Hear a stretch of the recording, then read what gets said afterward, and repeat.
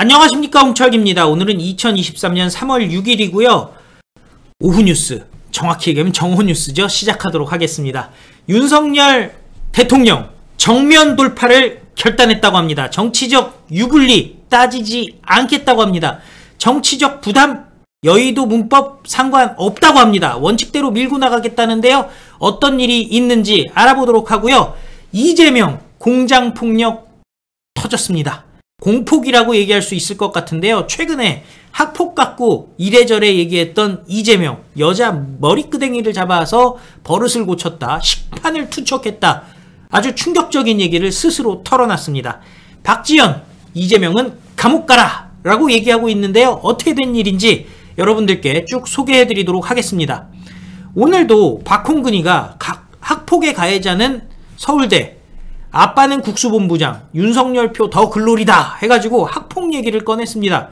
막상 윤석열 대통령은요, 학폭 논란, 전순신 논란 생겼을 때 바로 정리함으로써 아주 깔끔하게 문제를 해결했죠. 그런데 지금 아직까지도 질질 끌고 있습니다. 지들은 그러면은 이재명 논란이 벌어지고 있다고 해서 이재명 쫓아냅니까? 웃기지도 않는 거죠.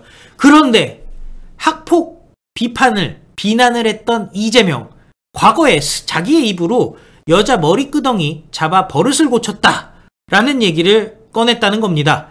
자, 이재명이 윤석열 대통령의 3.1절 기념사를 학폭 피해자가 가해자의 머리를 숙인 것이라고 비판한 것에 대해 국민의힘은 이재명의 과거 공장폭력 이력을 소환해 반격했습니다. 정순신 변호사가 아들 학교폭력으로 낙마한 이후 이재명과 민주당은 여권을 향해 학폭 공세를 펼치고 있는데요. 박대출 국민의힘 의원이 페이스북을 통해서 식판 투척, 머리끄덩이, 이재명 학폭 논할 입장인가 라면서 이번에도 번지수가 영 틀린 것 같다 라는 내용을 오픈을 했습니다. 식판 투척, 머리끄댕이, 이재명이 학폭을 논할 입장인가. 윤석열 대통령의 3.1절 기념사를 두고 민주당의 친일몰이가 가열찹니다. 이재명은 학폭 피해자가 가해자의 머리 숙여야 하냐 라면서 신바람을 냅니다. 학폭으로 친일도 소환합니다. 친일몰이의 얼토당토함은 노무현 문재인 전 대통령 기념사에서 확인이 됩니다. 이번에도 번지수가 틀린 듯합니다. 이재명 블로그에 보면 힘 약해 보이는 동료에게 식판을 저지른 만행을 저질렀다라고 스스로 얘기하는데, 이를 통해서 공장에서 위치를 차지하게 됐다까지 얘기를 하고 있습니다. 자, 김경숙이라는 누님 노동자에게 연정을 느꼈고 나보다 1살 어린 꼬맹이 여자애가 나이를 2살이나 속여 나로 하여금 누나라고 부르게 하여 머리꺼댕이를 잡아 버리장머리를 가르쳐주고 여성의 어린 꼬맹이 여성의 머리끄덩이 누나라고 부르라고 거짓말했다라는 것 같고 머리끄댕이를 잡아서 버리장머리를 갖춰주고, 점심시간에 식당에서 건방지게 놀던 힘 약해 보이는 동료에게 식판을 집어던지는 만행을 저지름으로써 공장 내에서 어느 정도 위치를 차지하게 되었다. 이게 지금 이재명이 직접 이렇게 쓴 거거든요. 이거 진짜 말도 안 되는 수준인 거죠. 2006년 1월 21일 블로그에 자기가 직접 올린 거라는 거죠. 박대출 의원, 이쯤 되면 공폭이라는 말이 나올지도 모르겠다 라면서, 자, 진솔하게 내 삶을 뒤돌아본 뒤 발을 뻗기를 권한다 라고 얘기를 했습니다. 이게 진짜 충격적인 얘기죠. 가해자의 진솔한 사과가 먼저다 라고 얘기했는데요. 해시태그도 학폭이든 공폭이든 폭력은 근절돼야 된다. 내추남 폭, 내가 하면 추억, 남이 하면 폭력이라는 해시태그도 달았습니다. 생각만 해도 소름 돋죠. 이게 어떻게 사람이 할 수 있는 일인가 싶습니다. 그런데 이재명 직접 얘기한 거니까 빼도 박도 못하겠죠. 이거는 개딸들에게 묻습니다. 여성의 적이라고 할 수 있는 이재명이 단순히 욕만 한 수준이 아니라 이 정도까지 나왔다면은 이거 어떻게 해야 될까요? 니들이 앞장서서 뽑아내야 되는 거 아니겠습니까? 아무리 이재명이 뒤에서 문재인, 이낙연 공격하라고 했다고 하더라도 니들이 생각해 보기에 문재인이를 내부에서 공격하는 게 니들에게 이익이 되는 게 뭐가 있습니까? 그냥 이재명 정치 생명 이어주는 것밖에 더 됩니까? 잘 생각해 보시기 바랍니다. 자, 박지원이 이렇게 얘기했어요. 이재명 영장심사를 받아야 리더십을 잃지 않을 것이다 라면서 영장심사 받고 사직생으로 가라. 죽는 것이고 사는 것이다 라고 얘기를 하는데요. 이재명은 알고 있죠. 한방에 이번에 영장심사 만약에 받게 되면은 깜빵 가게 되고 다시는 살아생전에 밖으로 나오지 못할 것이다. 지금 한동훈 장관이 그 스티븐 리라고 해가지고 미국에서 그 미국인인데 범죄자를 인도받기로 했잖아요. 그럼 반대로 한번 생각을 해보면은 론스타 관련해서 인도받기로 했는데, 자, 주고 받고가 있어야 될 거 아닙니까? 가는 게 있어야 오는 게 있을 거 아닙니까? 그렇다면은 상식적으로 생각했을 때 미국이 주시하고 있는 사건이 뭐고 보낼 사람이 누구겠습니까? 그렇잖아요. 대북송금 딱 미국의 대북제재를 어겼는데, 유엔의 대북제재를 어겼는데 FBI가 당연히 데리가고 싶어 하겠죠. 자, 어쨌든 박지원이 톤다운을 한 척하지만은 영장실질심사 받고 죽는 것이 곧 사는 것이다 얘기했으니 이재명 보고 죽어라 라고 얘기한 것 아니겠습니까? 자, 근데 당연히 이재명은 받아들이지 않을 텐데요. 박지원이 이렇게 얘기했습니다. 청년 당원들과 기자회견을 갖고 지금 필요한 것은 사직생의 결단이다. 죽으면 살리로다. 뭐 이런 얘기죠. 이재명이 지난 8개월간 보여준 모습은 국민을 위한 정당의 대표도 당원을 위한 정당의 대표도 아니었다라고 비판했는데요. 국민의 삶도 정치개혁도 정당개혁도 그 어느 것 하나 약속대로 실천하지 않았고 당은 분열되기만 했다라면서 그 결과 체포동의안 압도적 부결 장담했지만 찬성표가 더 많았다라고 꼬집었습니다. 국민은 이재명에게 정치개혁과 유능한 민생을 요구했지만 지금 이재명은 방탄을 위해 당을 위기로 몰아넣는 이기적인 모습만을 보여줄 뿐입니다. 잃어버린 신뢰를 회복하는 길은 희생밖에 없습니다 라고 얘기했습니다. 그러면서 박지원은 살짝 꼬리를 내리는 듯한 모습도 보여줬습니다. 왜? 이재명이 쫓겨나고 나면은 남아있는 개딸들과 화해를 하고 싶기 때문인가 아닌가 싶은데요. 이재명이 당대표를 그만둘 게 아니라 이재명 계열의 당직자들을 다 쫓아내라, 교체하라 라고 얘기를 했습니다. 근데 이 얘기도 똑같은 얘기입니다. 왜? 이재명은 어차피 깜빵하고 당대표 쫓겨날 것이기 때문에 당직자들만 남아있으면 이재명 체제가 계속 이어지고 옥중 공천권 행사도 가능하다고 보는 게 이재명 쪽 생각 아니겠습니까? 그런데 지금 당직자를 쫓아내라고 하니 이재명 쪽에서는 황당할 노름이죠. 예, 방법이 없습니다. 박지원이 공격하면은 그냥 귀를 막아버리면 된다. 5만 명이 넘는 그 출당 요구가 지금 있기 때문에 쫓아내면 된다 생각할지 모르겠지만 지금 이상민 의원까지 이재명 당과 자신을 위해 물러나야 된다라고 얘기했습니다. 이상민 의원이 이재명이 물러나는 것이 자신과 당을 위해 바람직하다라고 얘기했는데요. 민주당의 검은 먹구름 1차적 원인은 이재명의 사법적 의혹이고 철저히 분리해야 되는데 당대표직을 유지하면서 하긴 쉽지 않다. 이재명도 사법적 의혹에 정면으로 집중해서 대응해야 되지 않겠냐라고 얘기했는데요. 현재로서는 매주 재판이 있을 것이고 백현동이라든지 정자동 호텔이라든지 대북송금 들어오게 되면 일주일에 재판을 두세 번씩 할 수가 있지 않겠습니까? 그러면서 넌지시 얘기합니다. 무고함을 밝히게 되면 날개를 단 격이 될 것 아니냐. 그래서 이재명이 잠시 물러서서 무고함을 밝히고 돌아오면 되지 않겠냐. 그러면서 실적에 집어넣고 하는 걸 보면 많은 잘못된 생각들이 오해가 있는 것 같다라고도 얘기를 했습니다. 그런데 계속 말씀드리지만 이재명은 알고 있습니다. 한 번 들어가면 나올 수가 없다라는 걸 알기 때문에 이러는 거겠죠. 자, 이재명이 강제징용 배상안 삼전도 굴욕에 버금가는 최대 치욕이다라고 얘기했는데요. 말도 안 되는 지금 얘기를 하고 있는 거죠. 삼전도 치욕이라는 거는 그 왕이 무릎까지 꿇은 일 아니겠습니까? 인조가 무릎까지 꿇은 정도가 아니라 무릎 꺾기까지 한 상황 아니겠어요? 오히려 윤석열 대통령은 지금 담대한 모습, 원칙대로 하는 모습을 보여주는 것이고요. 지금 주변에서도 다 얘기가 나오잖아요. 대한민국이 6대 강국, 일본이 8대 강국이라는 거 아니겠습니까? 지금 이제 당당한 대한민국, 국격 높은 대한민국의 그 원칙대로 국제사회에서의 리더가 되기 위한 그 원칙을 갖다가 하자는 얘기인데 지금 무슨 소리를 하겠어요? 자, 윤석열 대통령 입장이 나왔습니다. 징용배상, 대법원 협정을 뒤집고 문재인은 활용했다. 윤석열 대통령은 정치적 부담, 그런 거 상관없다. 미래로 가야 되겠다라고 입장을 나타냈다고 합니다. 일부 참모들이 강제징용, 피해배상 해법 공식화 전에 신중론을 건의했다는 겁니다. 문재인, 이재명 세력들, 좌파 세력들, 반일 세력들, 죽창 세력들 눈치를 좀 보자라는 얘기를 한 거죠. 2015년 위안부 합의 때처럼 여론의 역풍이 불 경우 정치적 부담이 너무 크다라는 이유였다는데요. 윤석열 대통령은 이들에게 직접 전화를 걸었다고 합니다. 무슨 얘기인지 충분히 알겠지만 경제 안보 등 시급한 현안이 많은데 언제까지 과거에 발목 잡혀 있을 수는 없습니다. 미래를 위해 돌파구를 열어야 됩니다. 라고 직접 설득했다고 합니다. 문재인 정부 때처럼 문제를 회피하고 한일 갈등을 국내 정치에 이용하는 대신 정치적 부담을 감수하고 돌파하겠다는 겁니다.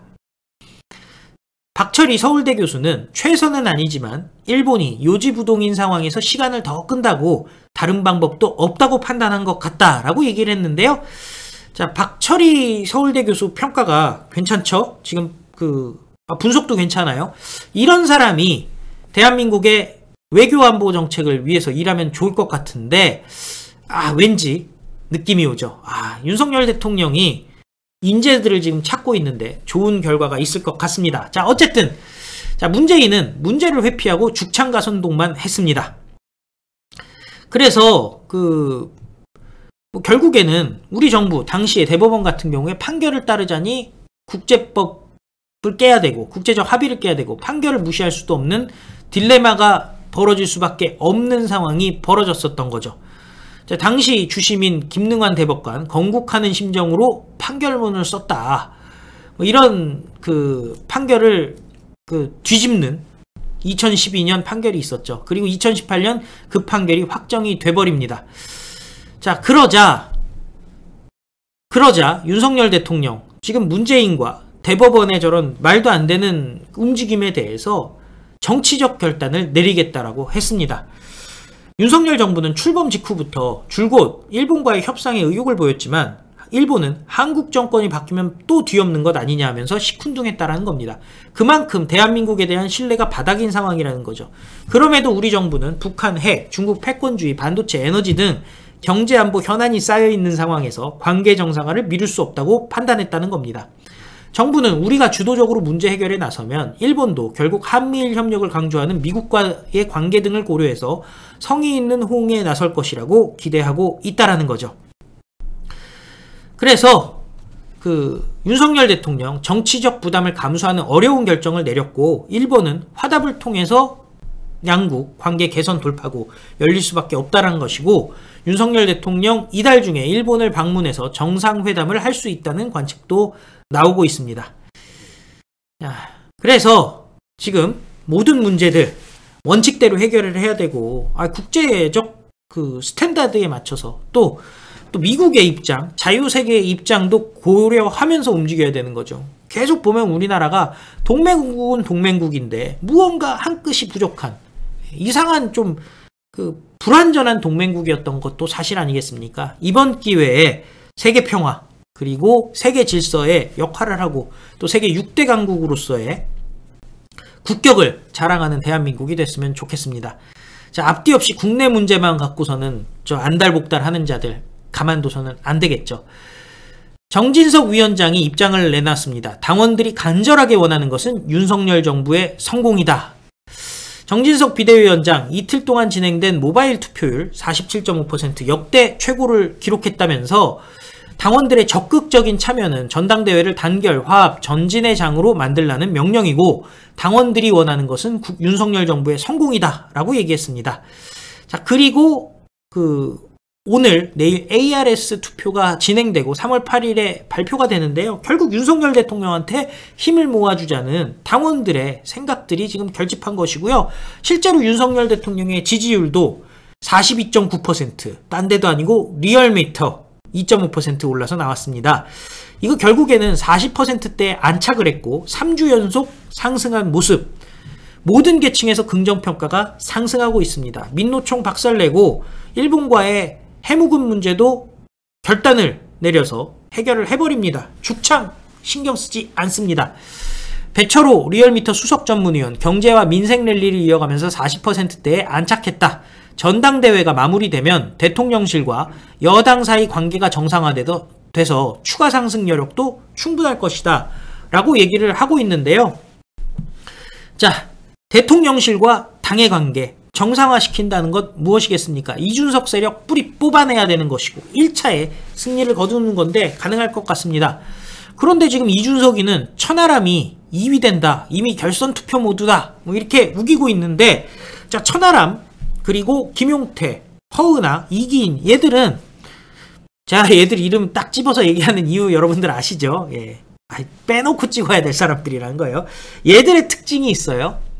이준석이한테 그 모욕을 받으면서 니들은 말이 안 한 배너야 소리를 들어가면서까지 버티는 이유가 이준석 표가 중요하기 때문 아니겠습니까? 그런데 천하람이랑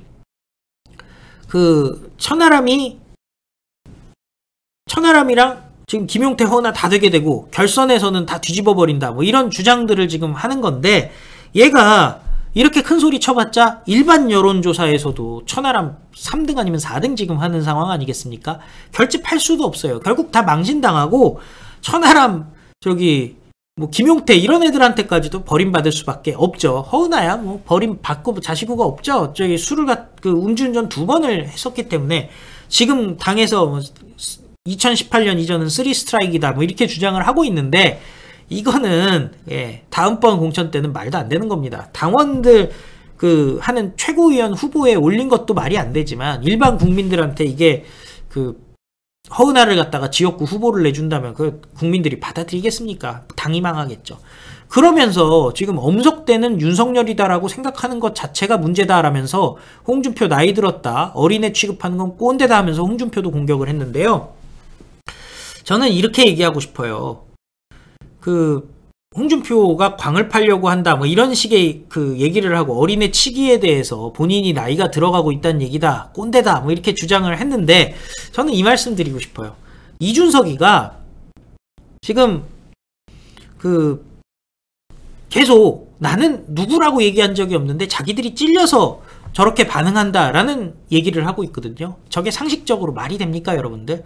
얘기를 꺼낸 애들이 웃긴 거고요. 김근식이 말 맞다나 윤석열 대통령은 우리들의 일그러진 영웅을 봤을 때 나중에 엄석대를 벌하는 담임 선생님의 모습 아니겠습니까? 그동안 나라를 망쳐놨던 엄석대 패거리들 그 부분에 대해서 얘기를 하는 건데 지 마음대로 저렇게 해서 얘기해놓고 나는 이름 얘기 안 했는데 이준석의 특징이 있어요. 나는 익명의 뒤에 숨지 않는다. 근데 막상 누군가를 공격할 때는 그 사람들에 대해서 대상을 익명으로 합니다. 이름을 빼놓고 주어를 빼놓고 얘기하죠. 참 말도 안 되는 거죠. 자, 니들이 아무리 뭐라고 한다고 해도 여론조사 천하람은 어렵습니다. 국민의힘 지지층 여론조사를 해봤더니요. 엠브레인 뉴스원 여론조사인데 김기현 35.8, 안철수 25.5, 천하람 8.1, 황교안 9.9 나왔습니다. 천하람 꼴찌 나온 거죠. 그리고 양자를 붙여봐도요. 양자를 붙여봐도 게임이 안 됩니다. 왜냐? 양자는 김기현 52.6, 안철수 37.4 과반 넘어가기 때문입니다. 자, 그런데 제일 중요한 거는 확실하게 표현을 해봐야죠. 이 일반 여론조사는 국민의힘 지지층이라고 얘기하지만은 당원은 아니기 때문에 당원은 지금 뭐 45.7% 얘기 나왔습니다만 결국에는 한 60% 최종 투표율 생각하면은 뭐 이 정도 되면 나올 사람들 다 나오는 거거든요. 딱 해가지고 1차에 끝내버리는 것이 윤석열 대통령, 당원들이 간절하게 원하는 게 윤석열 대통령의 성공 아니겠습니까? 윤석열 정부의 성공을 위해서라도 팍팍 밀어줘야 될 줄로 생각을 합니다. 자, 어쨌든 이 전당대회를 끝으로 이준석의 정치 생명은 끝날 것 같은데요. 자, 4명 중에 꼴찌 가고 있는 천하람이 2등을 할 거라는 저 말도 안 되는 뻥카 여러분들이 사실로 증명될 수 있도록 표를 전략적으로 투표해 주시기 바랍니다. 시청해 주셔서 감사드리고 또 필요한 뉴스 여러분들께 다시 찾아뵙도록 하겠습니다. 이재명 깜빵 가는 그날까지 그리고 이재명의 공폭의 진실이 널리 알려질 때까지 흔들리지 말고 미래로 나갔으면 좋겠습니다. 치겠습니다. 우리는 승리합니다. 감사합니다. 안녕히 계십시오.